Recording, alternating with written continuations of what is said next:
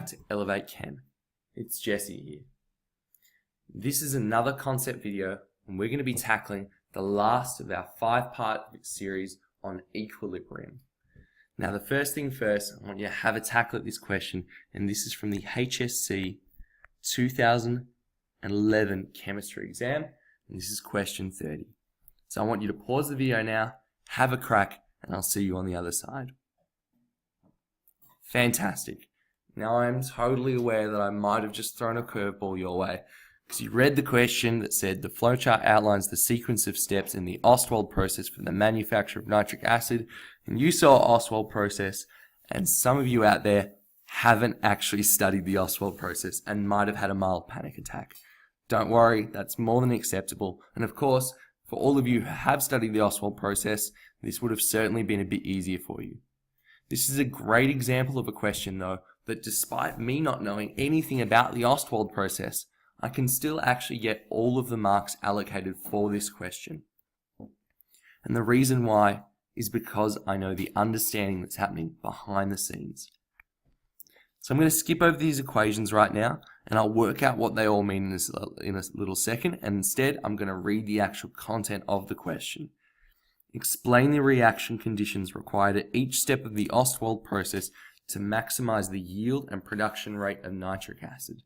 Now, the really important bit here, guys, is we're looking at maximizing the yield, production rate, and of what? Of nitric acid. Before I move on, I'm going to have a look through all of these equations, and the only time that I can see nitric acid is right at this last stage of step 3. And of course, again, if you've studied the Ostwald process, you knew that would be the case. But maybe, let's say you haven't, or you've forgotten about it, you can still find where the nitric acid is and proceed onwards from there. Now, the first thing to discuss here is, well, what are reaction conditions? Well, the things that you guys primarily have to look at is simply temperature and pressure are reaction conditions. If you guys want to continue studying chemistry at university, you'll learn about some other ones, but the only ones that we really have to consider for this question is temperature and pressure at each of these steps. So now we need to look at the reaction conditions required at each step to maximize the yield and the production rate. Well, let's get one bit out of the way right now. Production rate of nitric acid. That means that any production is going to be increased by what? Of course, it's an increase in temperature. So I'm going to write down right now, step 1, step 2, step 3. And for all of them, I'm going to write increase T to increase rate. And that is true for all of the cases. And there are some other ways, of course, we can increase the reaction rate. Some of those include adding a catalyst, making the particle size smaller, and also increasing the pressure. But the primary one by far is increasing the temperature. Alrighty, so let's have a look at these now specifically. I'm going to jump straight to step 3 actually, because it's got a bit of a trick in there. One of the things we have to consider when it comes to increasing the yield is making sure that by increasing the temperature or changing the pressure, I don't affect the equilibrium of the equation, or at least I favor the side with the products that I want. But if you have a look at this question, they've thrown you a bit of a curveball, and right here there's a single-headed arrow.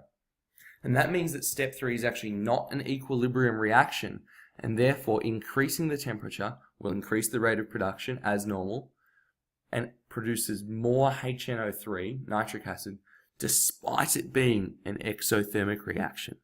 So although it is indeed an exothermic reaction and usually increasing the temperature would decrease the yield, because it's not an equilibrium reaction, all I need to do is increase the temperature to increase both rate and yield.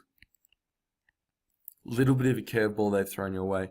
Certainly something that you could pass over if you didn't spend a little bit of time or have an eagle eye and spot that single-headed arrow. Alrighty, let's jump up to step 1. So step 1 is incredibly exothermic. And that means that even though it's increasing the temperature will increase the rate, it will drastically decrease the yield of these products that we want. However, it does show just above the equation that the conditions under which this reaction runs is actually at 900 degrees temperature. And this temperature is required to keep this reaction proceeding.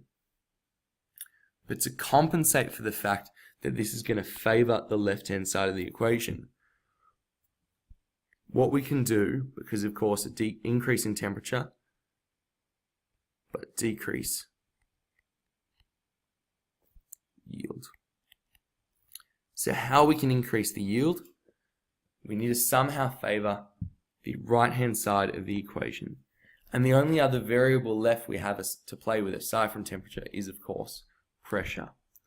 And we know that according to Le Chatelier's principle, a system subject to change will oppose that change by favoring either the forward or reverse reactions.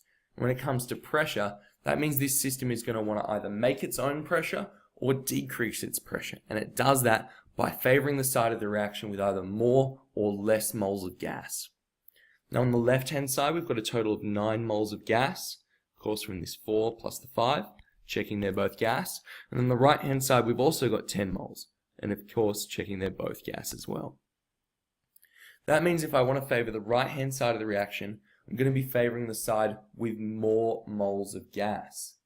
In order to do that, I need to decrease pressure to increase the yield. So I'm still going to have a high temperature, but I'm going to decrease that pressure to make sure that it favors the right-hand side of my reaction overall. Additional things that I could potentially do, of course, including removing my nitrous oxide or removing my water from this system. In addition, I could also potentially add some catalysts in all of these steps to also speed up the rate of reaction. Looking at step 2 now, of course, increase my temperature to increase my reaction rate. And notice that although this reaction is exothermic, it's much less exothermic than step 1. And as such, it's really not going to have as big of an impact, but it still will decrease the yield somewhat. So again, we want to try and minimize that change. We want to really increase our yield.